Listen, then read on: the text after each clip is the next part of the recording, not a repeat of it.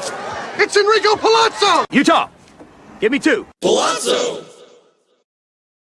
Utah, give me 2. Hey, what's up, everybody? Prospects Power Hour, Pallazzo Podcast, 2 L's, 2 Z's. You just hit the button. Michael give me 2. Govier and Robbie Baseball. Ben will be with us momentarily. He's just running a little bit behind from his business, doing his business stuff. And I think people are excited, Robbie, because Jordan Lawlar got the call, and everyone thinks it's going to change their lives. It's true. And it's fascinating because we've talked since the season started about where do you fit this guy in? This is a locked-in lineup, and I mean, like a thumbnail under a can of Guinness. You can find a way to get in there if you're that good. That hurt. Yep. But anyway, we'll see what happens, what comes of it. This is always what everybody wants. We want our players to come up and get promoted, and when the highly sought after, highly thought of, highly ranked players come, that's even more exciting. So I'm good with that. But let's dive right into the news, and we'll start with the exciting part, which is it's the time of the year where general managers and vice presidents of baseball operations who have done terrible jobs have realized, you know what? It's the field manager's job. And in Colorado, my boy Bud Black is out. Tours. And I'm currently waiting to hear back about the job. We'll see. I will let you guys know. And Pittsburgh, I believe, actually started the trend this week. They said Ben Cherington was talking to the boys, was like, you know what, guys? I think my ideas of bringing in all of these past their prime players or never had a prime players isn't working out. And our prospects that we don't develop, you know what? They're just not developing that well. I think we fire the manager. So boom, there goes another manager. He's out, and I feel so bad for the next guy that comes in, because same with whoever replaces Bud Black on a permanent basis. You need to change. You're his boss. Yeah. You need to change what's going on up above. It's upper management, Duh. Yeah. Right. The players are going to do as good as they can, but you're telling me that it's the manager's job making errors. It's not like they're putting in the wrong rotation. You're putting in relief pitchers for 3 innings at a time. You're blowing it. No, it's not that. It's not your bench guys going in at the wrong time, putting somebody where they don't belong. It is you, the GM or whatever, not getting players in that can make it happen. And then, of course, the manager's got to make the team gel. That's where you go from anybody can build, I think, a 500 product. The manager is the one who should be able to take a 500 team and, make them into a playoff contender. So, which, I mean, we're seeing a ton of sub 500 and right around 500 teams in the AL East, which brings us to Baltimore, who needs pitchers like nobody's business, and Eflin is now in. If you take the Rockies job as a manager, most people will say this to you. I'm sorry you have to deal with that. Yeah. Even though it's one of the coveted jobs in baseball, because it's a baseball manager job. Yeah. But it still sucks. But yeah, Baltimore's got problems, and maybe it's a good time to trade for Freddie Peralta. Ooh, well, that'd be interesting. Wouldn't that be fun? I mean, Milwaukee, we'll get to it, but Eflin's back. So do you care about that? I know you have previously been interested in him. Yeah, okay. I have Eflin shares, and I'm happy to have him back in my squads, making me feel good about myself, and I need to level out some ratios with the teams he's on. So he looked fine against the Angels. Oh, look at that. Is that still the Strongbow Guinness combo or just straight Guinness? That's only the second time I've had that. When I mentioned it a few weeks ago that I got 4 of each. This is only the second of each one. So for everybody out there saying I got a drinking problem, it's not the beer, it's the hard stuff. It's not me, it's you. But Eflin's back. We're counting beers? Makes me happy. Beer? Wait a minute. Yeah. Coors or Busch? Coors. Coors or Busch? What about Chinese beer? China. I was just going to say, I've got to support Canadian right now. So, mind you, both of these are international. I know, but they were bought by a Canadian. 100% Canadian made. Everywhere I go in Windsor, I see those signs a lot more often. Biggest joke on us for our ordering food. This is super quick for everybody. So oranges don't grow in Canada, right? Our orange juice that we order in for our customers, it says on it Canadian, which is processed in Canada. So I don't know what kind of pulp we're getting, but when we add our water, that's Canadian water going in there. Yeah. Canadian jobs. Anyway, thank you. Tobias Myers sucks. Bye-bye. Yeah. Tobias Myers sent down. Woodruff is allegedly taking that spot back. Then they've got 2 more dudes that can come back this month. It's kind of like a Seattle situation of all the guys, all the tape work. But Myers, the peripheral numbers, the advanced stats, the non-fantasy stats, those are the ones that he's been terrible at this year, which just means it's been a lot of luck. So that's allegedly why he's down. I could see Patrick being the next guy going down. Walks and not missing enough bats. Yeah, that was Myers just did not look the same as last year. With all the options which we covered on this show, whether it's this show or our other show on the Pallazzo Podcast Network, we've talked about how Milwaukee has so many starting rotation options that you can't screw around, especially if you don't have the clout like a Freddie Peralta or a Brandon Woodruff, who now maybe has ankle issues, tendonitis. What does that mean? Yeah. I mean, I deal with tendonitis in a couple spots within my body. When it's bad, it's very bad. But when you're a professional athlete, I mean, how does the team and organization not work and massage and do all the things to break down everything that amplifies it, right? Like I've got it in my elbow. And when I'm throwing pitches to my son after like the 20th, I'm like, okay, I gotta chill out here. I need to be able to make it through 9 innings here. You got a career to think about. You're like Ricky Vaughn in Major League 2. He starts getting more focused and conscious of his career. Yeah. I'm not saving the good stuff for later. So. Yeah. So what about Wesneski hit the IL for Houston? Does that matter to you at all? I mean, I had one share somewhere, and I only did it because someone else I respect was talking him up in the preseason. Yeah, but so I liked Wesneski. I thought that was fun, a great opportunity for him to move out of Chicago, where it clearly wasn't believed in. Houston's default injuries put him in the rotation. If this is a severe injury, that's possibly the last we're going to see of him in a useful fantasy format. If well, yeah, but what they're going to do is they're going to put Gusto back in the rotation. Yeah, which starts tonight. Yeah. And it pisses me off because I dropped him in my home league Saturday night after they were like, he's going to be out of the rotation for at least another 2 turns.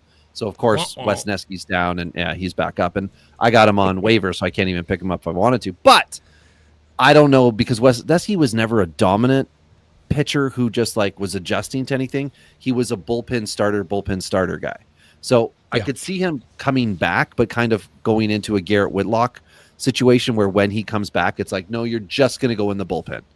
And then I don't know if he's got the stuff to be a save hold guy. And then again, this is if this is a serious injury. And as well, once the rotation is solidified, if it's solidified without him in it, I don't think he just slots back in. So that'll be here shortly. Don't worry, Chad. It's okay. Yeah, that's a rough one. But as former Cub Wesneski to current Cub, Cade Horton is up. So did he follow an opener? Is that what happened Saturday? He did. I think Keller started the game, and then he took over. And outside of that home run he gave up to Beatty, he was pretty good. Cade Horton looked solid. Yeah, which is great. He's up. Let's not all have everybody, I mean, it's too late, right? Everybody was crazy for Fab. I mean, after yesterday, he's long gone, as Ernie Harwell would say. But I don't know how long Horton will be in the rotation here. You got Imanaga coming back, and then you've got Ben Brown, who's ahead of him because he's been here already. Right. So I don't see them booting Ben Brown. So it's going to be interesting. But I would assume he's going to go because Colin Ray, who has a great 2-start week this week, is not going anywhere, right? Well, everyone's one, curveball away from 18 months off. So time will tell, right? Throwing 200 pitches or whatever the MLB average is right now per game, there's an opportunity for him to be able to stick around in some facet. And again, we always talk about it. It's not terrible if these guys aren't starting at all times, right? Have them up, have the talent up, and then they can kind of work into it. But the Giants are doing. I mean, you got Birdsong and Harrison. Yeah. They're in the big leagues. They're in the bullpen, but they get to go like 2 innings, maybe 3 sometimes, depending on the situation. I kind of like it. I think it seems like it's a different move. It's standing out to me from the last few years in terms of roster construction and what GMs do with players they like, but they want to get them big league time, but they want them to continue to pitch as well. And maybe there's not a spot because there's veterans on the roster. I don't know. I think it's interesting.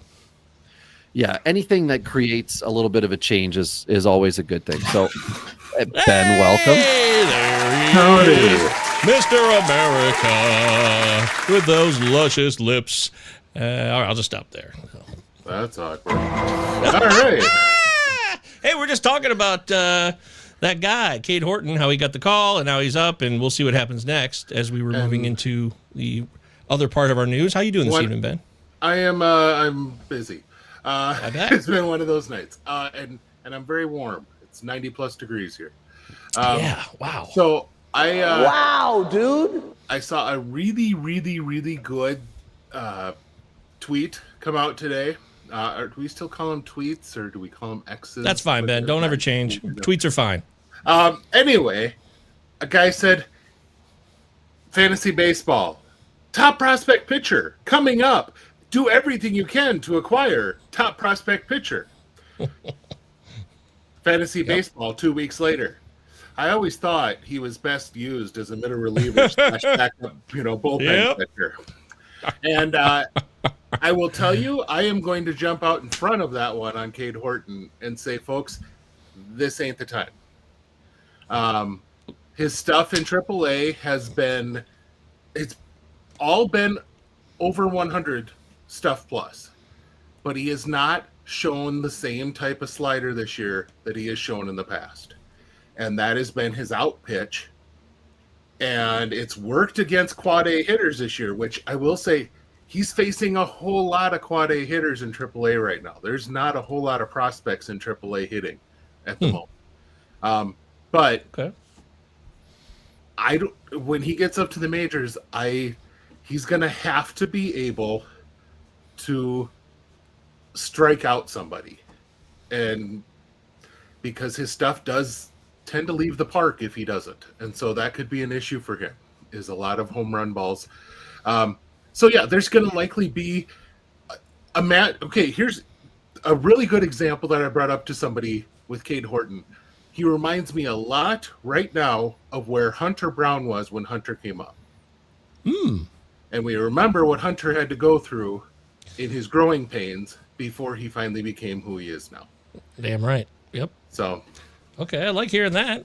I was just saying when you came in to Robbie that I don't know how much room there is for him anyways once Imanaga comes back, and Ben Brown was already there, so that supports my point of view. Also, Chad's or Mike saying, did I miss the Lawlar glazing? Have we got to that part of the show yet, Robbie? It's or definitely saved that because as hot as it is, I'm going to look forward to the ice water that we get to discuss at that point. So we'll get there. Hi, Robbie. Yeah, we just put the tip in for a second on Lawlar, but we're going to wait and really shove it in a minute. So, continuing on with the news here, Govier, this one's straight to you. Mize to the IL. Detroit is overachieving, doing exactly what you thought. Now, what's the play? Not that he was like the guy, but he's a guy.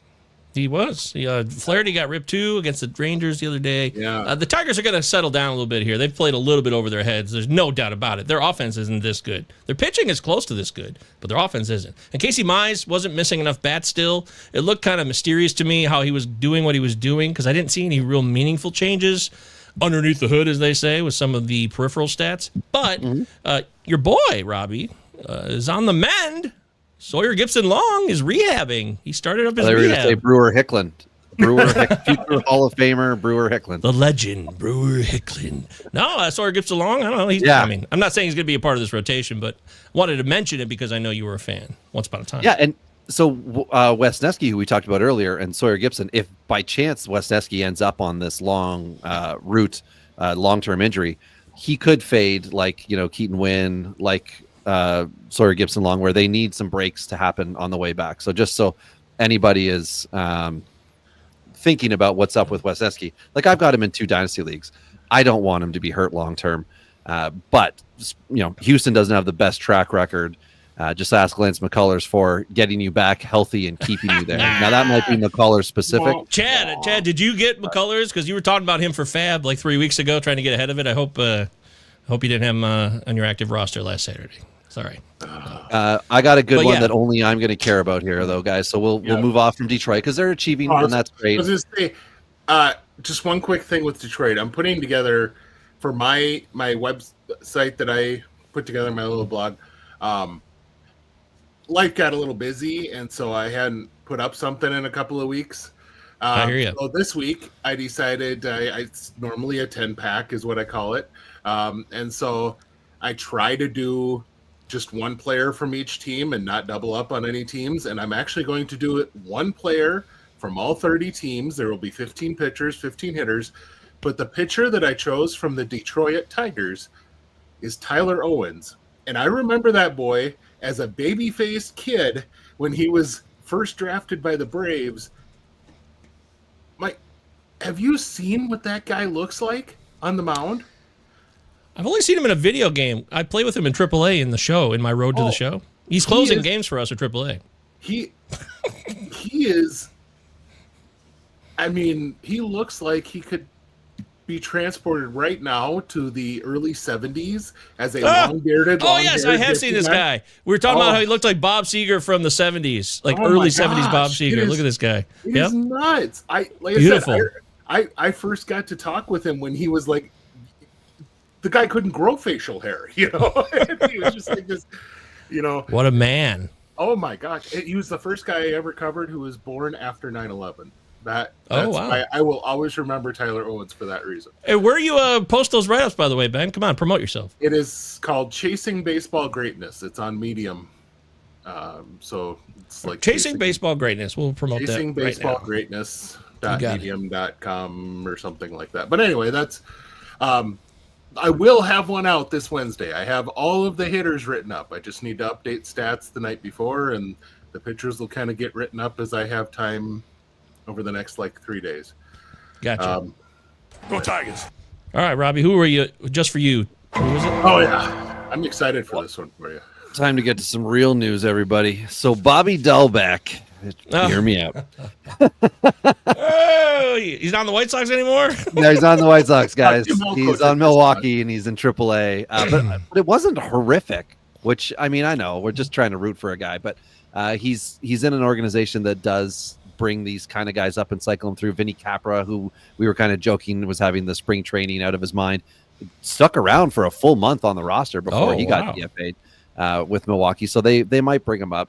But, you know, he is in similar company to a guy like Kyle Wright. But Kyle Wright just can't seem to get right.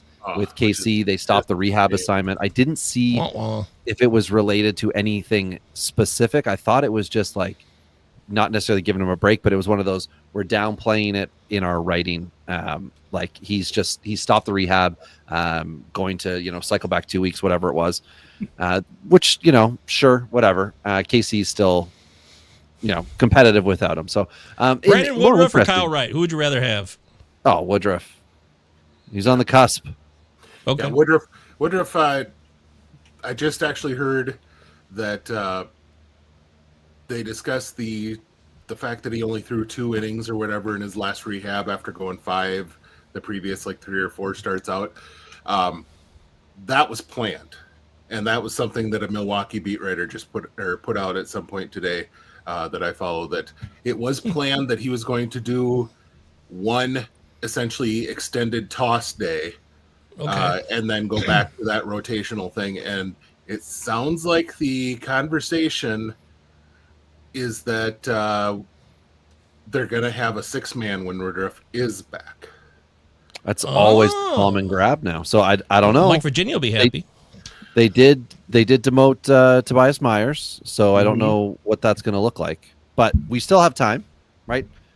We still have time to see what happens. What we're all really interested in, at least me, is this Rafael Devers debacle in Boston. Now he's going to meet with the owner. I mean, what I want to know is what prospects are they going to get back when they end up dumping this? Because this is blowing up in your face. You sign a guy, a cornerstone player for 4 years, a huge value. Meanwhile, you've already signed a franchise cornerstone guy, same position. You tell the guy he's not moving. He's just going to DH. He doesn't need to pick up a glove, I believe was his quote. That's what he was told. Don't pick up a glove. The owner talks to you. Yeah, now he's going to be sitting down and going through all this BS. Like, this sucks. I mean, this sucks that we even know it exists. You know, like it should all just be and go play. Here's what I don't understand. Why on earth hadn't this because this didn't, and that's what is causing all of this issue. Why in the heck did the GM and the manager not talk to him the moment that they found out Tristan Cassis is going to be out for the year? Everyone's going to be going, hey, you should make this guy play first base. We're going to have a conversation with him, knowing that that's likely the media reaction. And we're going to sit down. We're going to talk with Rafi before that game that night and say, hey, somebody's going to ask you about this. Yeah. Wow. So you have to deal with that. What do you think? And that's it. Cut it off. Like, yeah.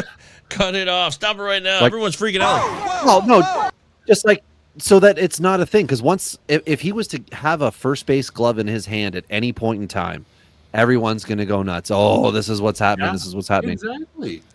But Romy Gonzalez also went down, so the potential to have a hot hand place somewhere, and Devers was going to DH, and all these things, that it gets kind of thrown up because now your defense could take effect in other ways. And Toro, I think, started 4 games at first base last week, and then I don't think he did over the weekend. So I used to huff Toro when I was a teenager. Good Lord. That's a true story. Do not huff Toro? inhalants, folks. They're not made for inhaling. That's what I learned. Yeah, but yeah. Toro was a bowling lane spray, so I worked at a bowling alley. Oh my god! I know, it's so I stupid, actually man. knew what you were talking about. That's actually you do? pretty sad. Yeah. Wow. Okay, so you've been to the bowling alley. Yeah, we used to do a lot of bowling. But, yeah. So Hey, if you look. got high on it, would you say that you rolled a turkey? No. There's a bowling term. There's a bowling term. Wow, dude. You got to do turkey bowling, though. Turkey bowling. In That's fun. reality, that is fun. Is that the one with the You get I a know you're frozen turkey. You set up like paper towels. Oh. Shit. In a grocery store, and you get a hold Wow. of the manager, and you're like, "Hey, can we do this?" And so a lot of times, And a grocery store owner's like, no problem, just no little people or children. you have to buy the turkey. You have to buy any of the Anything you hit? any of the paper towel rolls that are destroyed. Or else you can buy just one great big huge container, and then you don't care if you open it. destroy them. But yeah, America is different. It sure is. It's one of those things you can get away with doing at 10 o'clock in a small town. Yes. But I'm guessing I could probably not go into like Minneapolis and do that. Let's just put it- Exactly. Ben, that's a good one thing- clarification on that. One thing I wanted to bring up out of the last, let's see here, 1, 2, 3, 4, 5 games. Vaughn Grissom has started at first base. Listen to this. Listen to this. No, just Okay. that was brought up as a guy that they were going to potentially give some time to as a just in case break glass. I don't hate it. Fails. No, It's a way I to mean, get you- him up to the majors. He's actually hitting a bit in the minors right now. I mean, not great, but I mean, he's hitting like Vaughn Grissom hits, and post. so there we go.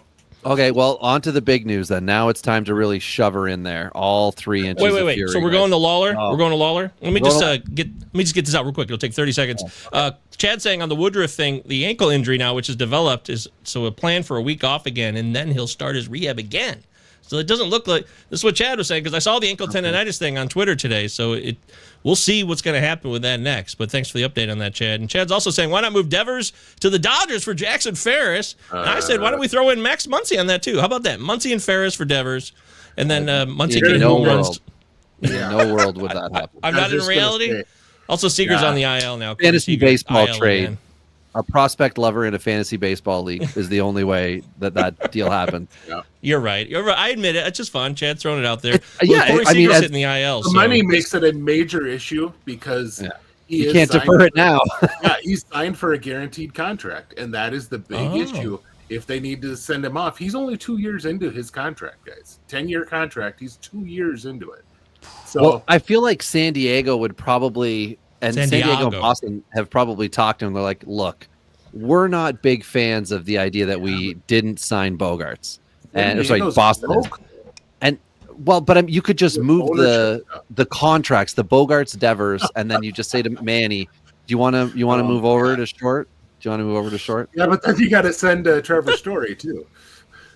Well, Story's going to find a way to. I mean, I shouldn't say that. I need him now that I've acquired him in 2 leagues, so I better not say anything mean. But Okay, anyway, Robbie, back to the main event. We're live on the Pallazzo Podcast, 2 L's, 2 Z's. It's time to talk about Jordan Lawlar. yeah, like what's going on here, Ben? We talked about it. Where's he going to play? What's going to happen? Is this just like a little tea sandwich? He's just getting up to see what's going on. Arizona's just you've played well. Now you're up. I honestly think this is a reward-based thing that he was likely going to start opening day of 24 if he doesn't get hurt. And then he ended up getting hurt and has kind of a goofy year last year because of that, with all the injury stuff. But they've got quality starters at every position. The quote that I took today from the interview with Torey Lovullo is he said, "We're going to find a way to get him around 4 days of work a week." Okay. I highly doubt you're going to see 20 plate appearances a week for Lawlar. Well, that's going to, yeah, who you pushing? That's just it. Well, Right? and I think the whole point is that he's likely going to be out there giving a day off here, day off here, day off here. And if you space that out, you're getting everybody a day off at times. I'm guessing he's going to be sitting in the bottom of that lineup. I like, that lineup is one of the highest scoring lineups in baseball right now. It sure is. Why mess with the top that's doing so well? But you could plug him in down in the bottom, and you're not going to disrupt a whole lot of things at that point of the lineup. But then I guess I've always thought, no matter what, he is the type of guy, he does a lot of things well, but not a whole lot of them impact fantasy baseball. This is a guy that's going to be a really good real life player. But I think he's better than Nick Ahmed. He's a better offensive player. In all seriousness, I think he's going to have some years where he's he hits for a good average. He puts up 10 to 15 homers, 10 to 15 to 20 steals, and has 150 runs and RBI combined. That's a really solid player, but it's not elite. Great job. But I think you add in his defensive versatility, and he does a lot of those little things well. I was just complaining on our Discord here this weekend that nobody can freaking bunt anymore. Just ridiculous watching some of the attempts to bunt over the last week. Because, and I'll not get into the whole Braves crap because it'll just drive me angry this last week. But there was a lot of really bad bunts on both sides. A lot of bad bunts on both sides. Yeah. Yep. But it was ugly. But Lawlar does that well. Lawlar does those type of little things well. China. Oh my Lord. He grabs, he's one of those guys that he gets the ball, he sees the guys a step away from first base, and he puts it in his pocket. Okay. And there's a lot of young guys that are like, I have the arm, watch me. And they throw it into the first row of the bleachers. And I like that voice. Really, that's cool. You should do that more often. Robbie, do you disagree with this at all, or? Oh no, I'm on board. I just find it like, especially the comment of getting him in 4 days a week, like you're DHing somebody so he's in the field because that's where you're going to maximize his value. But no one in that field is a poor defender. So to the point that like they're you're looking to DH him. So whatever, we'll see what happens. I mean, it's a good team getting better, so that's fine. Right, it's a playoff team that adds a rookie. Yeah. Who's he made his debut last year, right? So technically it's not his debut. This is his second go around, but it wasn't enough to eclipse his rookie status. As Chad is saying, there are easy ways to find playing time. Carroll could use a rest day. He's been putrid for 2 weeks for Eugenio. Eugenio's been putrid, not Corbin. Gritchick and Tawa aren't hitting, so they aren't a threat. Gurriel will be. Gurriel is a guy I still think can heat up here soon. But, Gurriel's annoyingly good. Yeah. He is. You're right. As a man who lives in the Toronto area, what do they call it? The Greater GTA? GTA, yeah. Right? I just want to I want to really sound Canadian as much as possible. So, anyways, Jordan Lawlar, I don't care if I had him or not. I don't think it's a big loss for me. I really don't. I don't have him anywhere. I'll have him in redraft. I'm talking about both sides, Dynasty and redraft. It's fine with me. I think he's a solid talent, but I don't think he's a guy that's like, oh, no! Yeah. Okay, well, that's enough of that. Let's stop talking about players we're not sure are going to be good, and let's get to somebody who will definitely be good, and that is take the wheel. Jesus take the wheel. All right, Robbie, I'm excited about this week's Jesus take the wheel pick. Yeah, I've been patient. I knew this opportunity would come, and the fact that he started the year and then got injured, and everyone's forgotten. Mike Soroka, everybody. He has a gift tomorrow night against Atlanta because they suck. They will probably just make enough defensive errors, base running errors, other kind of errors. We've muted Ben, right?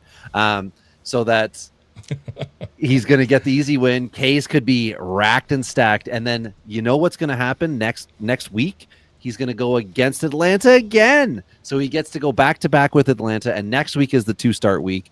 And then he does have a bit of a challenge against San Francisco. But between now and next weekend, things can change, as they have for two of my most recent guys, G6 wheel picks, where things changed within their organization. And they got moved around. Gusto, we mentioned, already went out, and now he's back in with Houston. Emerson Hancock worked out last week. Congratulations. Thank you. Hancock, we're looking good, and we'll see where we are in a week from now when we've got the 3 starts for him. But, last year, Soroka was, just pitiful in the rotation, and then really hammered it out as the year went on, and I think just concentrated on the things he does well. Did you say he was a Canadian? Did you say that? He still is, yes. Yeah, Calgary. Cool. Yeah, I didn't know Calgary. that. All right. No, I will say I looked at that because I actually put Mike Soroka into my starting lineup, even though he's facing the Braves. He will get an ovation at home, at Atlanta, because that was his home park, and he's made it back. He has, right? And honestly, folks really in Atlanta are happy to see him doing well, because it was really unfortunate all the crap he went through to get back to where he is.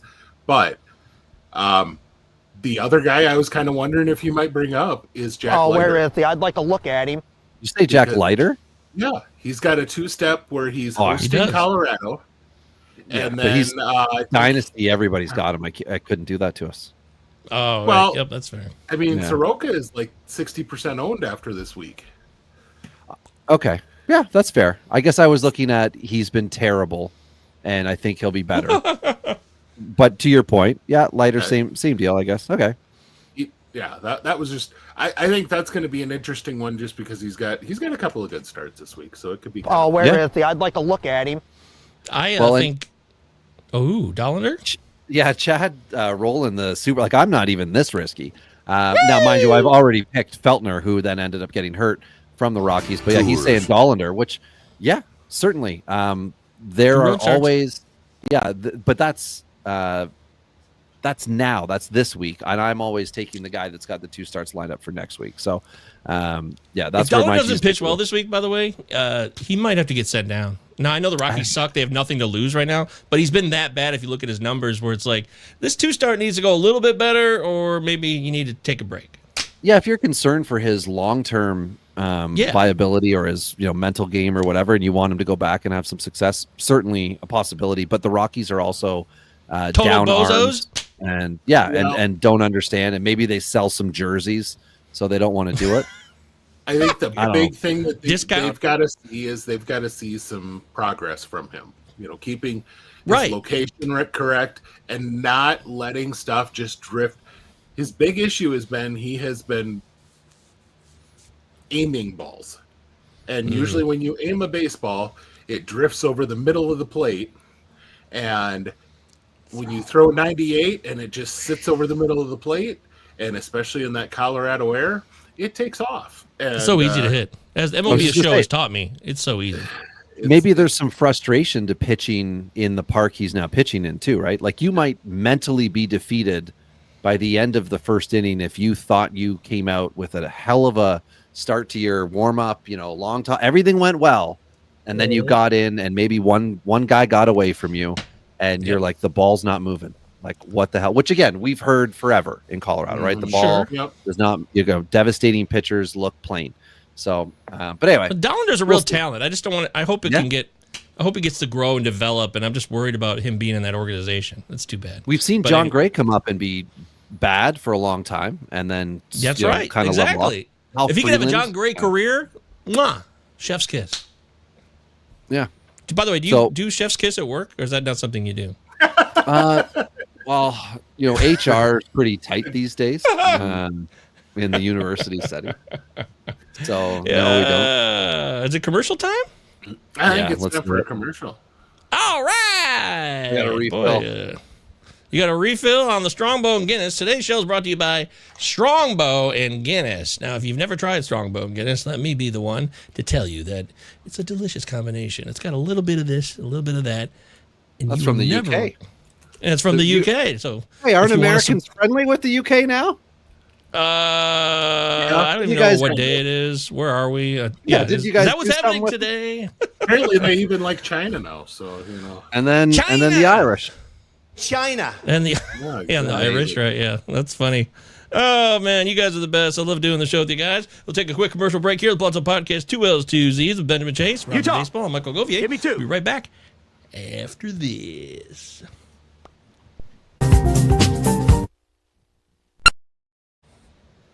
Those were good commercials. I remember that. Remember they truly did make a TV show. They did a pilot for real. Of the With that guy? Right? I don't know. That did happen, didn't it? Yep. That guy, those guys.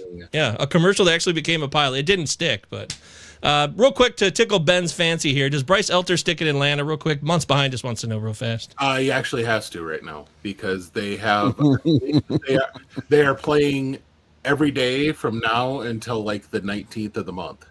So they really don't have an option. They've got to use him in the rotation. They're looking to get Strider back, but that's likely going to be in a 6-man situation because they're going to be playing every single day and going to need that.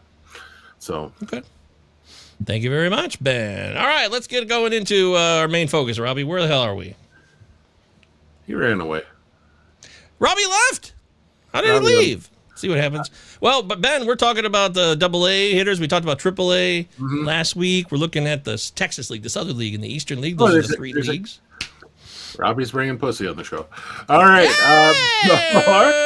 Hey, That's I haven't seen his cat before. What a lovely cat. Wait. You're saying I skipped his question. He feels disrespected. I guess I'm sorry, Jed. I missed it. If you send Dollander down, do you think they give Palmquist the next shot?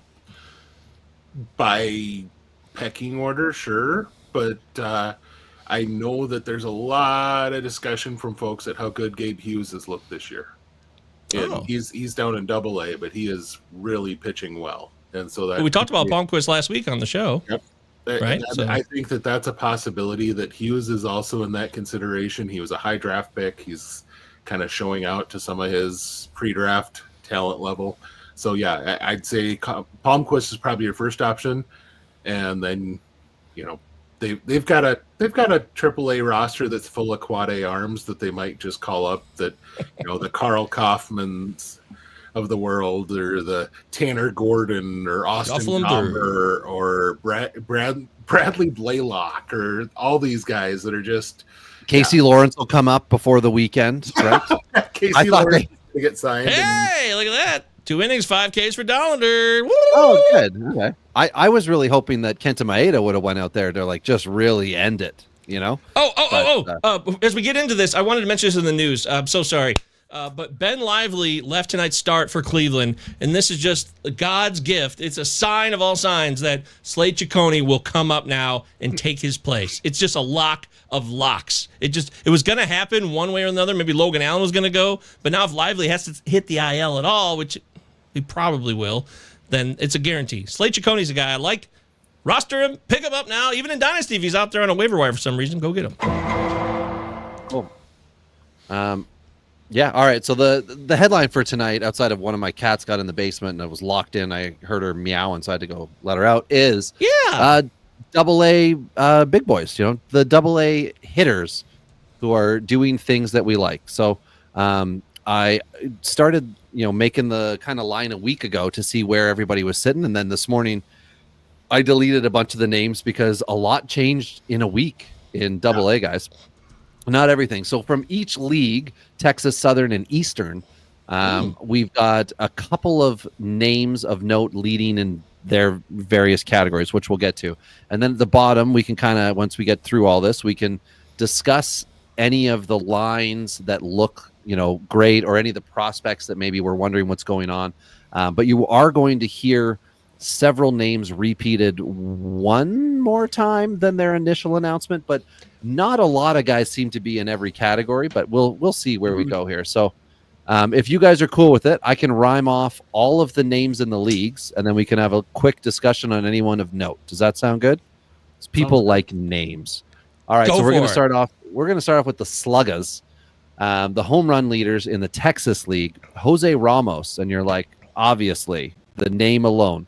Well, this is a left fielder for the Dodgers, and it's just crap that this guy is really good. 10 dingers for him. Caglione with KC has 9. Lou James Grover, we all know that guy, third baseman with Arizona, and Christian Robinson. Both have 7. Oh, Southern League, Brock Wilken with Milwaukee, which a few of you Dynasty guys out there are going to say, it's about time I roster him. He's got 8. He does have a 234 average, but a 951 OPS. So we could dive into that if we want to later.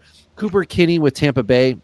He's got 7, a much nicer line by comparison of 280, 350, but the OPS is a similar position, but Kinney's actually doing baseball more better.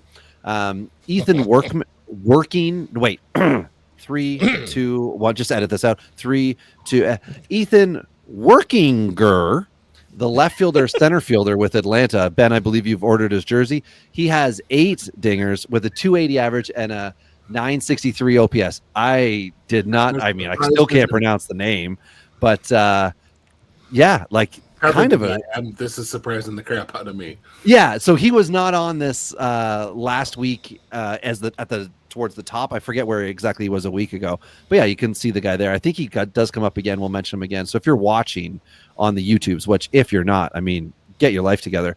Find us and subscribe, and then you'll feel better. Just as I will find you, Daniel Day-Lewis. That's right. I will find you. Hector Rodriguez, outfielder with Cincinnati. He's a 21-year-old. He has, I think it's 7. No, sorry. He's just got a great line that I put in here. 327, 406 with a 919 OPS. But he does only have 4 home runs, 4 stolen bases. I guess when I was writing this, I really wanted to include him. I don't know, because he should have been under elite lines. Anyway, the Eastern League, before I stop talking, Spencer Jones, 9. That's the Yankees' future center fielder. But he did not have any dingers last week. So he was one of my earlier guys who then just came back. So he's still there at the top of the leaderboard. Jake Holton, who is in Erie for Detroit. He's got 7. Yeah. That's a first baseman. We'll find you. It doesn't take you long to find those, Like, Hawk Tua, you were so quick to get rid of Hawk Tua. That poor innocent girl. Anyway, and the final guy, Cole Carrig. Innocent till proven guilty, right? Same with Wander. Cole Carrig, Puff Daddy.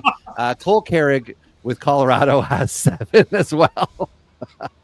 I'm sure she is so happy to be associated with him.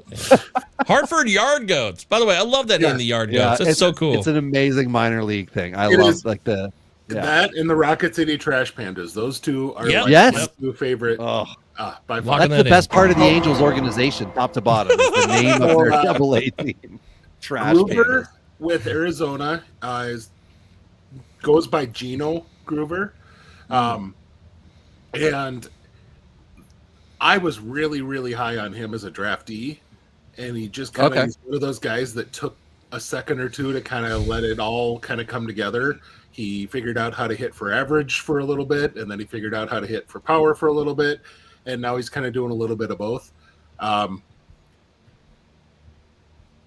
Wilkins still bugs me.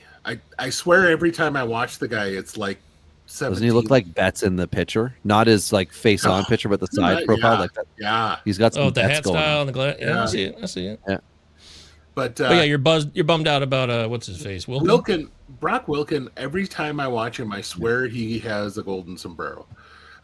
He just strikes out so much anytime I watch him. And I think it's kind of the same line for me with watching Spencer Jones. So it's just kind of one of those things. Those guys strike out a whole lot, and for some reason I happen to catch a lot of when they do if I'm watching them live. Cole Carrig to hit 7 home runs is really, really interesting, especially since Hartford is about as close to a neutral park as they have in that entire system. And Carrig was kind of supposed to be more of a all fields, all everything sort of performer, not really a power guy, not really a full speed guy, but one of those guys that can hit some he can hit a little bit, he can run, he can get hit for average, all that stuff. Carrig getting under Ben's skin. Yeah, he's just trying to say that about Workinger. He said, I do a top 100 Braves prospects. Workinger didn't even factor into my top 60 this year. So it kind of tells you where this guy is coming from. All right. This is surprising to me. But yeah, I got the line on him for the next one because he's also in the next category, so we can dive in on him next one. Ooh. So yeah, that's just my thoughts on the guys that you mentioned so far. Okay. We'll go right into the RBI machines here at 45 minutes and 30 seconds because I keep notes and timestamps. Amazing time master. I'm even doing it on the computer today, Govier, just for you. Wow. Anyway. If you have, be it chef's kiss. Pardon me? Wouldn't any kiss you give by definition? Oh be- yeah. The chef's kiss. That's right. And as for my actual last name, Yeah. anyway, we'll talk about that later. That's right. So Jack Caglione is leading all of AA. I mean, maybe it's all minor league baseball with 37 RBIs. I thought he was at one point, but Yeah, he's just pumping them in. Jose Ramos, as I mentioned, the unowned in Dynasty Dodger, 24 RBIs right behind him. Christian Robinson on this list again, as well as Rubel Cespedes, who is a 24-year-old third baseman within the Twins organizations. They both have 22. This bum Ethan Workinger of Atlanta, he has 24 now. So he's a 23-year-old. He's got a 280 average, 350 OBP, and a 963 OPS. So, I mean, this could be his best line to date. This could be a sign of things to come. But as Ben mentioned, what do they call that? Pedigree is not yet there for him. So maybe he's building a whole new one now. Xavier Warren with Milwaukee, catcher, obviously useless, but he was a third-round pick in 2020. Not an X. The actually sounds like it looks. I believe it's actually a Z. Oh, sorry, I read a Z. Excuse me. Like how the Pallazzo podcast has two Two Zs. L's, two Zs. We need to update this graphic. So yeah. Okay. Well, we'll get to the end here. I'll let you get to the end.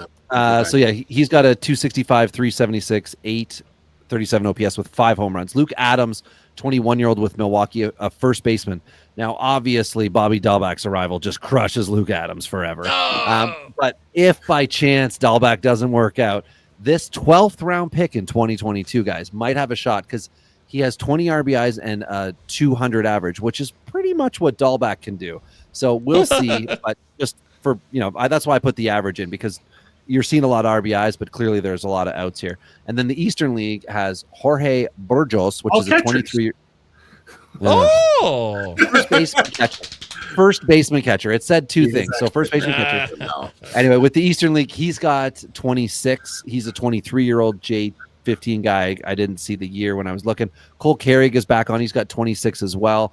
And he was the 65th overall pick in 23, just if anybody didn't know.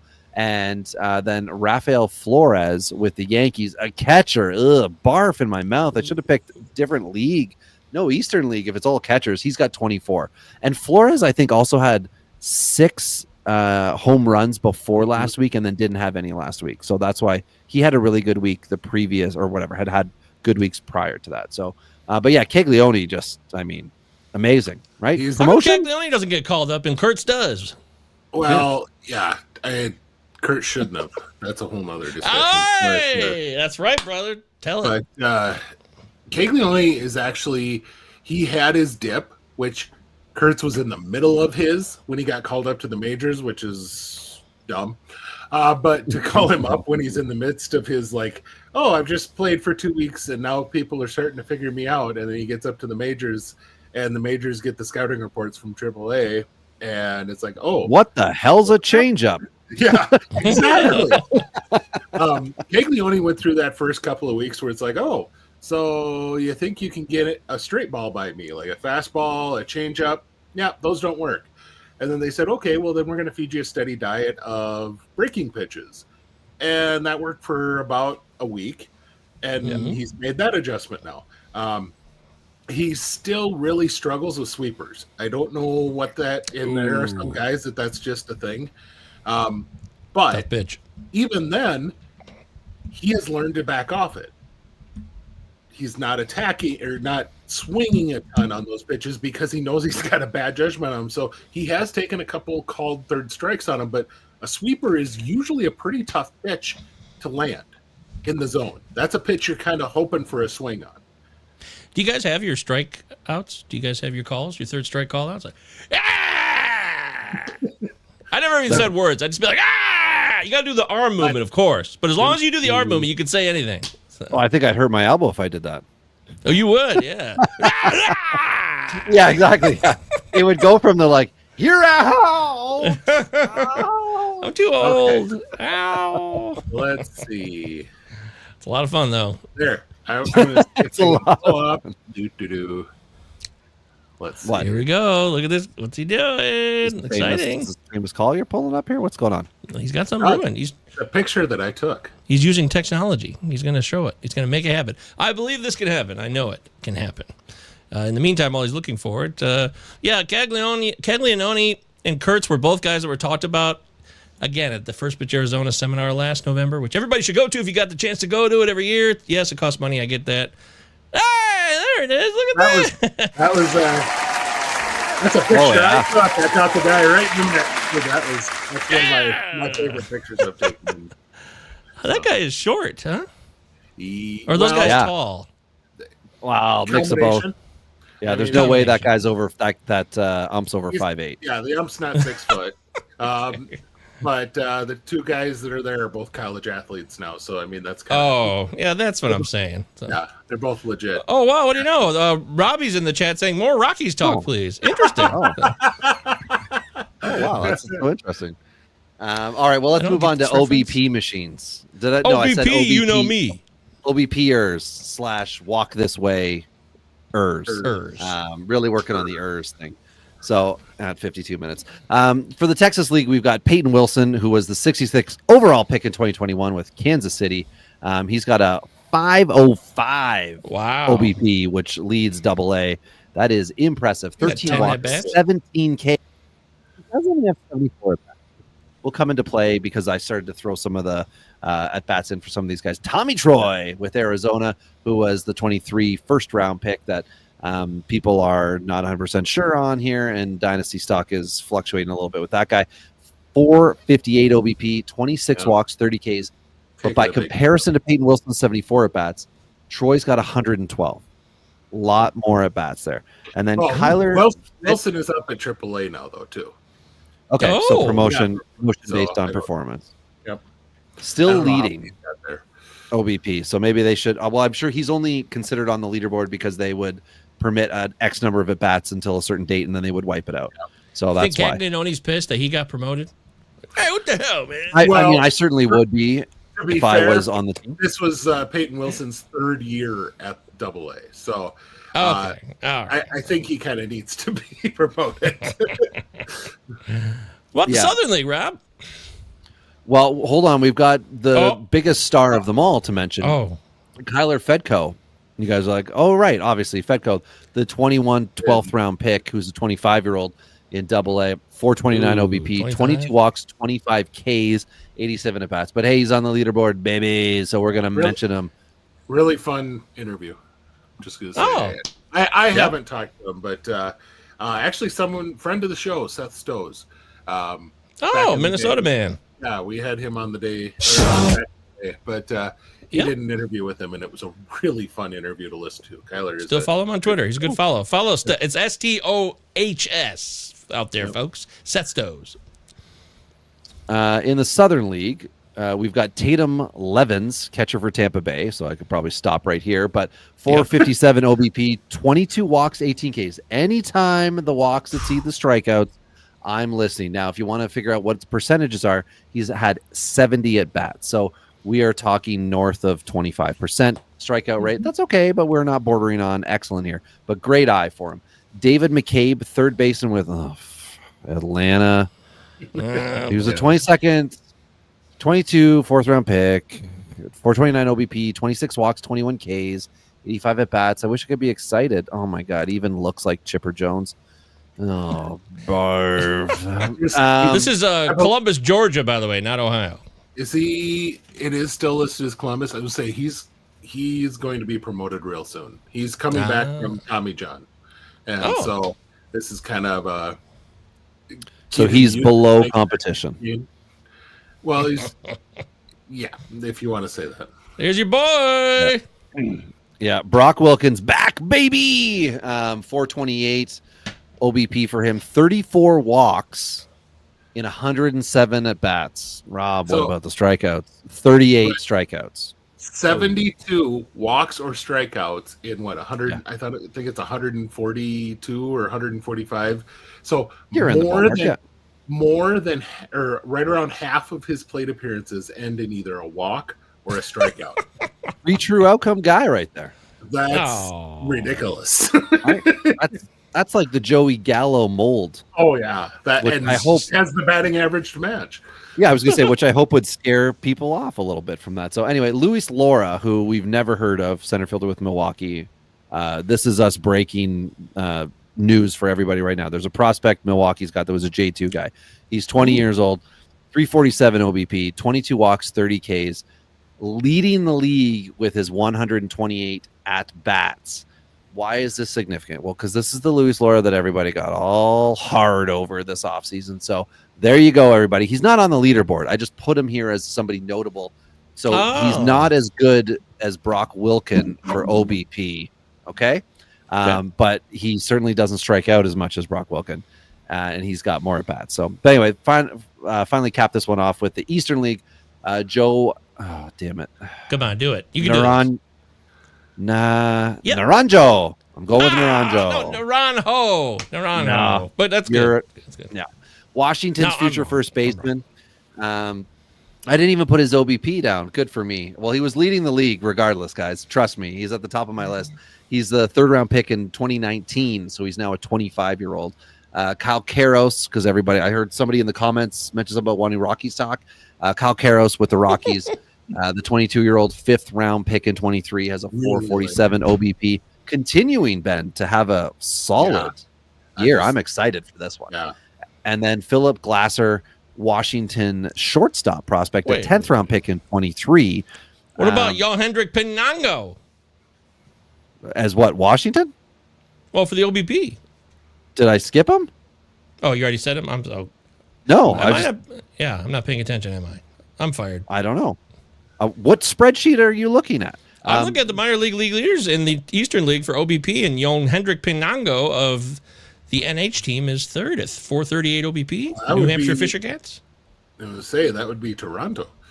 Yeah. Are you intentionally skipping Toronto? What's his OBP? 438? Oh, right, I have got a 426 with Philip Glasser. Yeah, he's ahead of Philip Glasser by 12 points. I'm just saying. Just letting you know. You know what? I guess I just nixed Blue Jays because they're going to ruin them anyway. All right. At least be on it. There we go. When the Cubs give up on you and send you to the Blue Jays, you know your life is not. Sorry you have to deal with that. Well, there's somebody as we get further into this who's like Ben. You had mentioned somebody who was at AA for the 3rd time. There's another couple guys on here that I eventually was like, oh, come on, I'm only putting them on here because they're leading. They're not necessarily like guys to be excited about. Whereas some of these guys are your dart throws, which is why I've mentioned where 10th round pick in 23, 3rd round pick in 19. Like that's a long time ago, but they're still kicking around professional baseball, and they're obviously doing something very well within their league. So. Anything on these guys? Luis Lawlar is the headliner here, right? This is the one everybody got excited about. Top whatever on your list. Kyle Karros, coming into the league when we were doing the big 3 next 3 was a guy I really struggled not to put onto the big 3 next 3, but he was a guy I talked about as extras. I'm pretty sure I had him on my taken a step forward. He was a guy who was making those positive steps, but hadn't kind of fully gotten there yet. But man, has he this year. And like I said, this is probably, if you're looking at a hitter in the Colorado system, look at how they do in Hartford, because their A-ball levels, they're going to beat the crap out of the baseball, because those parks are kind of set up for them to beat the crap out of the baseball. They get to AAA, they're going to beat the crap out of the baseball. Look at what they do in AA, and Karros is doing very, very well right now at that level. Karros was in my next 3, just so everyone's aware. Okay. Not sure they're going to ship away Ryan McMahon anytime soon, but no. I mean, logically they should though, but that's all. Yeah. I mean, he just figured best, out how to get a hit again. So, I mean, it was like 35 straight at bats without a hit or something like that. the best part Well, of he's the on a Rockies heater right is, now. Yeah. Yeah. But like the best part of the Rockies is their bullpen talent, of which they never need to finish games because they start like when they go in, they're already down 4. It's a struggle. So, It but is. what the Except when Rockies Chase could Downer's use on the bump. Well, yeah, apparently tonight. What could happen if the Rockies were smart is they just need to have OBP guys like Karros who get on base, and then they need some thieves, baby. They need some guys who are going to steal bags. And here are the AA leaders, the Texas League. Henry Bolt, obviously, just name alone. That's the Rockies. 20 They're looking. I will find you. They'll find him. Yeah. The 22 second-round pick has 13 stolen bases, which goes along nicely with the 283 average, 4 home runs, and an 816 OPS. Victor Labrada. Yeah. There we go. Everyone knows this center fielder for Seattle. Now he's old for the level at 25. 13 stolen bases. This is his 3rd year in AA. So there's the guy that I was talking about earlier. Jared Sundstrom, a 23-year-old, also with Seattle, 10th round pick in 23. So he has not prospected as long, but he's got 12 stolen bases and a solid line in 24. So I don't know if this is a potential late arrival. Oh, Govier's with the finger up. Let's hear the thought. I'm just seeing right here, the 3 guys all are on Arkansas. So I'm just saying, it looks like they steal a lot on that team as well. Just throwing it out there as a observation. And the fact that the guy who's 4th is named Bill Knight, which just not sound like a fast name at all. So I love Science it. guy? Oh. Bill No. Knight, Well- the science guy. Bill Knight, the stolen base guy. So Bill who's the manager of that team, and could they go to the Rockies, please? But Zach Veen needs to come up. Oh, boy. Yep, here we go. We can actually make use of Zach Veen. I Yeah, couldn't believe okay. last night I noticed in the NFBC leagues, Zach Veen was 51% rostered in NFBC leagues last night. I just noticed that. Like, what? Why? What? I'm like, do you get I'm called sure a up lot and of I that- I missed it? But there's 50-man draft and holds that where people would have taken him in the Oh, final. right. Yeah, that's right. Yeah, never mind. Good call. That happens. You're smart. Southern League, Colton Ledbetter, right fielder with a team I didn't write down. Oh, you Tampa Bay. stupid son of a bitch, Rob. Thank you. That's why I didn't Montgomery. write down, because I don't like him. With Tampa Oh. Bay, he was the 2nd-round pick in 23. He's got 14 to lead the league. Niku Rashida, who I have to say, I Great can't remember who the reporter was that I was reading for the White Sox at the time. I don't think he does what he did at the time, but he's an 11th round pick in 23. He's now 24 years old. He's got 13 stolen bases. He was so excited for Rashida as like a steal in the draft in the 11th round, thinking like this was not the worst, move the White Sox made later on, and talked a lot. He just did, damn it, I wish I could find the guy. He did such Great a good job.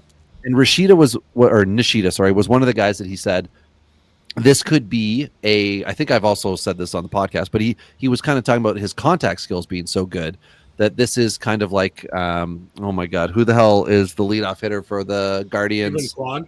Thank you. He's like a Quan type. Yeah, that's exactly, and part of it is Nishida went to Oregon and Quan went to Oregon State, and there was a lot of similarity in that Nishida was kind of like on that roster, and Quan was on a roster that had like Trevor Larnach and Adley Rutschman and like this entire, Nick Madrigal and all these like holy crap stud college Nick Madrigal. players. Wow. And so Quan kind of got looked over. He was in a loaded lineup. Yeah. And same with Nishida. And both are guys that if you just sat and watched them for a weekend, you're like, God, that guy just doesn't ever do dumb things. You kind of like that out of a college player, in the field at the plate, just doesn't do dumb things. But the next one is one that I like. Yeah, the White Sox aren't done with their stolen base guys. They've got 20-year-old, also potential second baseman, William Bergola, who's got 12. Yeah. And that's international I thought he signing. would top out in his career at 12. He's Okay. he's a guy who, if you are in an OBP league, William Bergola is a prospect that should be owned in every OBP league, because this guy is going to someday have a 400 on base every single year. Only 20. Really, really good contact and on base skills. But I thought this was a guy who might top out barely scraping double digits, stolen bases, and/or home runs. And so for him to have 12 already, he's unlocked a little something. All right. Which, I mean, we always like when they change, right? Yeah. When the prospects Yes. Yeah. evolve. That's Growth. an exciting one. The Eastern League guys, the top three there, we'll start at the bottom and climb up. Mitch Jebb with Pittsburgh, who obviously needs people to work out. A 22nd second round pick. He's got 12. Alex Mooney with Cleveland. He has. Why did I write 11? I wonder what 11 meant. Maybe he had 11 last week and now he's got 13. He was I a bet. 7th It's round that pick fast. in 23. Out of And two- he's a potential shortstop, which when Rocchio is as horrific in fantasy as he is, we would Oh. take anyone else, but he's playing every day, so it's tough. And then the guy Oh. leading the league could not be on a worse organization in professional baseball. Abraham Lindo, I think I got that right. A second, third Abram? base prospect Auburn? with Boston. He's a 21-year-old J15 guy with 14 stolen bases. And I'm slighting Boston just based solely on how much I hate them. Well, But you're just again, jealous because this they is got Willie found Abreu. They developed tremendously well, but at the Yeah. same time, they've done that to the point where where's a guy like Leandro going to Hey! play? Well, maybe he plays third base. Oh, wait. No. Look at you. Either way, good problem to have here, Boston. Yeah. And the fact that Yeah. he's speedy is to Speed. his credit, I guess. Willie Abreu Yeah. hit a home run again tonight. Just letting everybody know. So I noticed earlier, I don't know if you guys have been watching, obviously. I hope not. I hope none of you have been watching how the Red Sox lineup has fluctuated and where guys are. Story bouncing around, and he's in the 4 to 6, almost 7 slot. I think that's where they might end up having him. But Abreu is like a locked in guy. In that 4 to 6 for them. Like 5. Yeah, he's almost always, he's right there, man.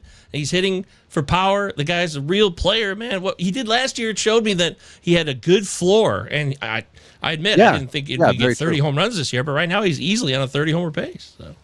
And an elite defender. Oh, So, really? obviously- Well, that's good news to keep him in the It lineup. was. so we was agree really he's juicing, surprised. right? Yeah, well, of course. Duh. I mean, you He's can't having play that good Canadian defense. orange juice. You can't play good defense on regular skills that the good No. Lord gives you. I mean, come on. Of course not. But no, he was a finalist last year for a Gold Glove, and I was real. I don't think he got one, which really surprised me because he was. Whenever I'd watch him, he's one of those. It's a rare that a guy who's not a center fielder catches your eye for how instinctual they are to the baseball. Like that makes sense. He was one of those guys where balls up in the air, and that right field in Boston sucks as far as a defender. Because Trash. the fence in some spots is 8 foot tall. The fence in another spot is 4 foot tall. Great job. Are you going to get yourself groped by some woman, as you go into the stands in one spot, or are you going to, rip the top You're going off? to be called a woman? name. There we You're go. going to be called an Oh, boy. interesting Yep. name. An being interesting name, yes. You're going to be told to. We'll find you. Bad. But anyway, Boston never has cameras in that spot, though.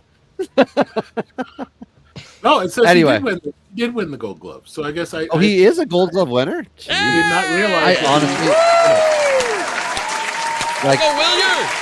I never looked, Ben. I never looked to see who's won a Gold Glove and all Yeah. that. Because I mean, I just remember him being a We've learned finalist. it And I was doesn't like, I don't know. I don't remember who ended up winning that. So I Well, that's went and great. It looked just it makes up. me even happier. I already loved his offensive profile. So, all right.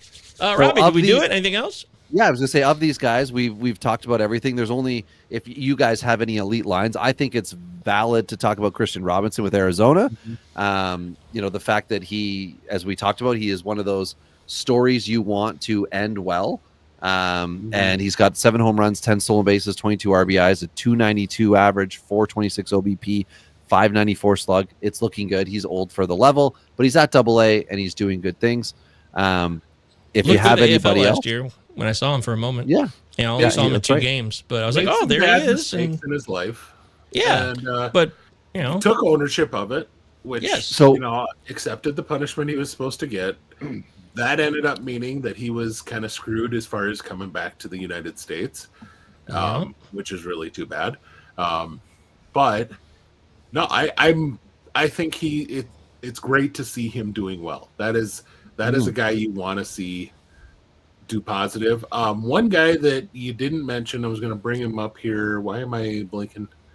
I'll find you. Yeah, there we go. I've got two guys I've found. If you need them, if you need them, Ben. Trey Cruz for the Tigers is one that just seems to always pop up when I'm going to put together a weekly thing. I think this is the third full year at AA, and played part of a previous year at AA. But 316, 418, 526 this year. One of the best WRC pluses in the minors. Now he's doing that with a 383 BABIP. So take that with a grain of salt. But a little bit of defense helping him out. But nice walk rate, 13% walks, 20%, only 20% strikeouts. That's significantly lower than usual for him. He's usually been. What was his draft year? He was 2020, right? Yeah, he's 26 at AA. I don't know if that's alarming or not. Well, like I said, it's his fourth year there. That's the whole thing. But also, guys, Right. he's Canadian, so he hasn't played as much baseball as everybody else because it snows. So he's the son of Jose Cruz and the grandson of Jose Cruz, the brother of Antonio. Look at that, Jose Cruz Jr. For those that remember, Junior, Blue Jay potential legend, depending on how big you are. I've got a couple of Guardians here that didn't make any lists for us because I did exclude average, simply because that one people sometimes don't like when you talk about it. But CJ Kafis with the Guardians and Travis Bazzana, different points in average. Kafis 364, Bazzana 250. Kafis also has 4 triples to Bazzana's 3. Bazzana has 4 home runs and 17 RBIs, 15 walks, 39 strikeouts. Not ideal, and 124 at bats. But he's doing fine. He's not excelling. But Kafis has a 1,066 OPS and a 475 OBP. He's doing great, but he only has 66 at bats, which is one of the reasons why he wasn't mentioned. He just didn't have enough time at the level. Being a rubber duck isn't easy. What is that in reference to? Akron. The Rubber Ducks. Team. Son of a bitch. Well, another rubber duck who's trying to continue or resurrect. I'm up to date now. I'm with it, guys. I'm hip and cool. Let's get some Riz on Khalil Watson. Oh my god! Because he's got 3 triples and he's got the same average as Travis Bazzana at 250. His OBP is a little lower at 315. Slug is higher at 516, and he's got an 831 OPS. I know we've all given up on Khalil Watson, and nobody cares. But if you look at his profile picture, there you go. Perfect. You got it up. That is an excellent level of confidence he is still exuding. With that, yes, it is. I don't know if you want to call that questionable, but either way, living large. Maybe there's something here. They are the same team that just promoted and still has on their roster Will Wilson, who was like a cast off from not really a cast off from the Angels, but a cast off from San Francisco. So perhaps he's in the right spot for himself. So those were the 2 guys that I wanted to mention. One guy that I'd like to bring up just because he's getting a lot of hype and I don't get it to start this year is Sal Stewart with the Reds, 21-year-old. He's in AA, 303, 376, 445. This is a guy who is 6'3". 6'1" is always listed. Okay, well, okay. I think that he might have gotten to the ABS and they figured out that, he was listed at 6'3". He ain't 6'3", but it says 224. That's legit. He's a good sized boy. He has decided that this whole idea about walking, I don't want to do it anymore. 6% walk rate and incredibly aggressive without having a whole lot of oomph behind that for as big as he is. And so he's hitting a lot of crap on the ground. It's let's see here. I had that pulled up here. Ground ball percentage, 44.2%. Not great, Bob. But and nothing goes up the middle. That's the other thing. It's usually a really good sign that a guy is either guessing right and pulls, and then you see his next highest number be up the middle, because that's usually when you've squared the ball up and you're putting it up. Everything for this guy, it's 38% pull, 41% oppo. And so only 20% up the middle. The profile, I just don't like it watching it. There's a lot of people buying in heavy, and he's got 9 steals this year. I think that's a big reason why, is people are like, ooh, he's figuring out a way to show off his athleticism, and he's a 230-pound guy that can steal bases. Like, no,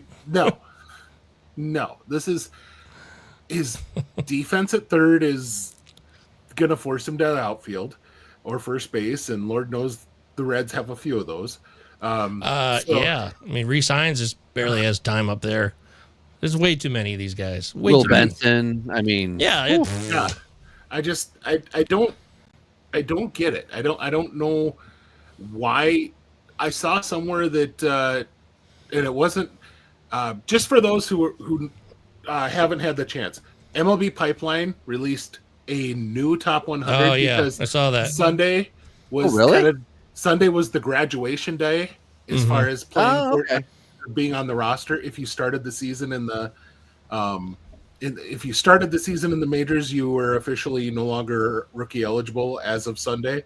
And so they set Sunday as a day to release a new top 100, taking off all of those guys, which was really, it allowed them to do a lot of fun things. Their top 15 is very, very different than it was.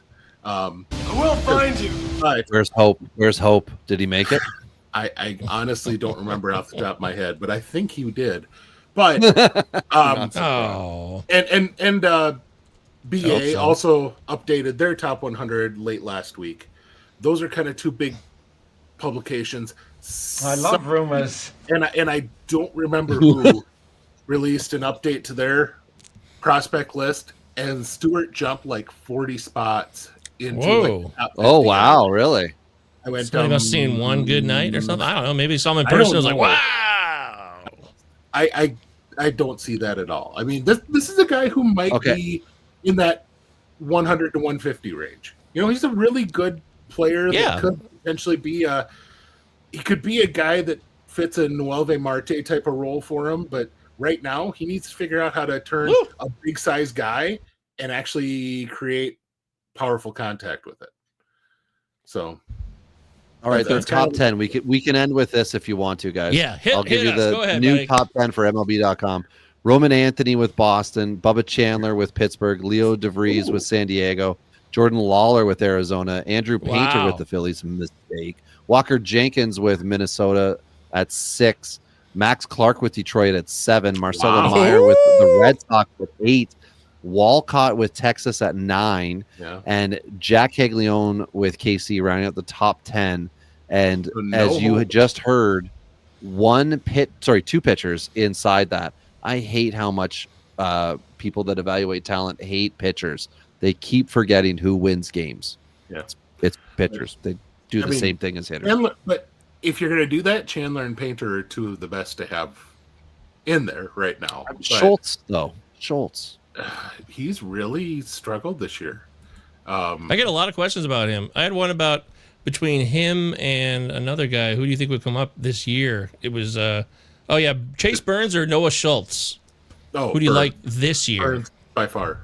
Yeah, Burns you don't need really to speed Schultz up, especially with the White Sox, right? If you're Cincinnati and you're doing well, you either trade away prospects to try to get somebody who could do what Chase Burns could do for you at minimum.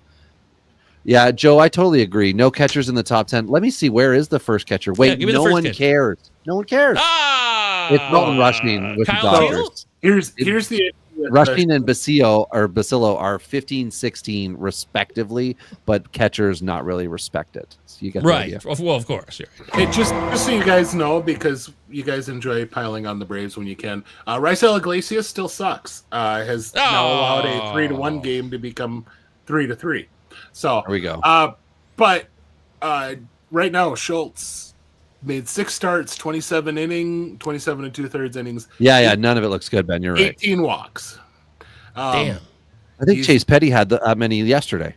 Yeah, well, he might have, but that's right now, honestly, right now, if you'd ask me who the best left-handed prospect in the game is, I would pretty easily say Robbie Snelling. He kind of Who's had 94th randomly. I'm randomly on him here. 94th. Well, you know, list. why He did had that a- Painter way up there? Why is he way up and why is Snelling way down, Ben? Well, It's almost like this isn't based in fantasy, well, guys. It's like this list is not based in fantasy statistics. Snelling. And Harrington has dropped to 84. What? Snelling shouldn't give this information away. That's not a bad take either. But Snelling I'm had with his you. dip last year, learned Love you from some it, White. and he is really pitching solid. He had a couple tough outings recently, but 35 strikeouts over 28 innings in Double-A for Robbie Snelling. But more than anything, he's in a good headspace. I think getting out of San Diego, being traded, kind San of Diego. Yep. bugged him I love the correction. mid-year, and he's really kind of corrected himself. Although he ended the year halfway decent last year too in Double-A. So this isn't a crazy thing. It's just he was so bad with San Antonio with the Padres before he was traded that I think a lot of people backed away from him, and he's really come back to that level where there was a lot of folks who had him top 25 at, I don't know. I'm surprised at how far he fell, how fast he fell. Because, Baseball America had him 27 coming into last year. I Love it. Yeah. It's racist. You don't have any Venezuelan catchers Yeah. in the top 10. They are. Jackson Fair. I think there's a show idea here, fellas. Hear me out. Pitchers not doing well.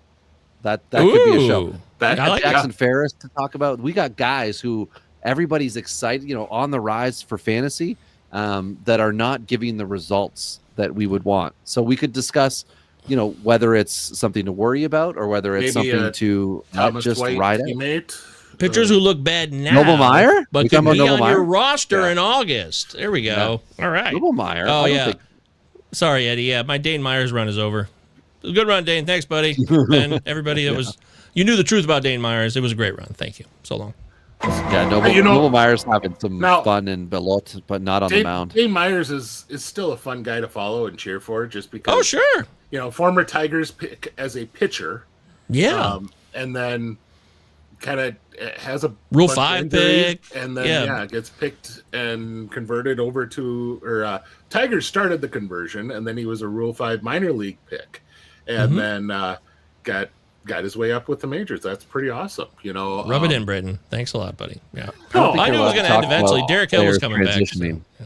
Yeah, I want to talk about players. That's a great idea. Let's do pitchers that stink now but could be on your rosters in August. I think there's a possibility. Here's your Noble Meyer update. Oh, don't do it. Don't do it. It's me. It's 7.13 me. ERA. 7.13. Oh. He's made 5 starts and only gotten through 17 and 2/3 innings. But he has thrown a lot of pitches, to his my- credit. They've been balls, but he's been thrown throwing a lot of He's pitches. thrown a lot of them. It was a big my movement, word. Robbie, to focus more on pitches thrown every year versus innings pitched. Yeah, so it's a stat. It's really, people are not focusing enough on this stat, I think. Yeah. Pitches All right. thrown. All right, so he's It's throwing not pitches. where they are. All right.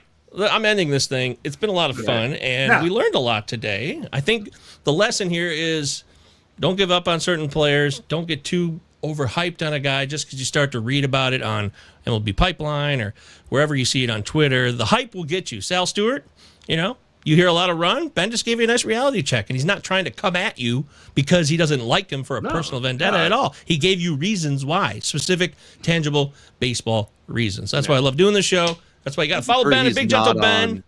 Not on Atlanta. That's all I heard. He's not. No, right now zingers. I'm a little perturbed with the Braves, but Yeah. anyway. I love rumors. I am too. I hear you. And I'll join you in your frustration. But I wonder if the Tigers lost tonight. They're taking on Boston. Big series for them. That'll be fun. I'll check out the score on that. Hopefully Jackson Jobe did get murdered tonight. That's my goal because I did start him for his 2-start week. Oh, 14-2. Yeah. Oh, my God. Wow. Fun Jackson to Jobe, check back in 7 on that. Ks, 5 2/3, 7 strikeouts, got the win. Yes. That feels good. Okay. That's Hey, the Marlins are only down by Positive. 5, guys. Hey, that's got to be about as close as they've played I was, recently. So we wrap up the show. Eddie says, FYI, I'm a half hour behind you guys because I had to take a phone call. I went to high school with Tommy Troy Jr.'s father back in the mid-'80s. We were friends back then. I even have photos. Okay, I believe you. Oh, nice. I believe you. Yeah. I do want to just make a note here, fellas. Bottom of the 6th, we currently have a no-hitter on the go for Chase Dollander, but those 5 Ks are still what he's got through 5 innings. 2 walks. But hey, regardless of that, like, good improvement. Like, I can't believe Jock Peterson has not been able to tattoo one of his pitches today. Tyler Mahle has been pitching very, very well. Yeah, we have an argument about him on the other show every week. I think he's a ticking time bomb. Mike Virginia likes him a lot, but I just feel like Mahle will die at some point. So injury-wise, still got blown up.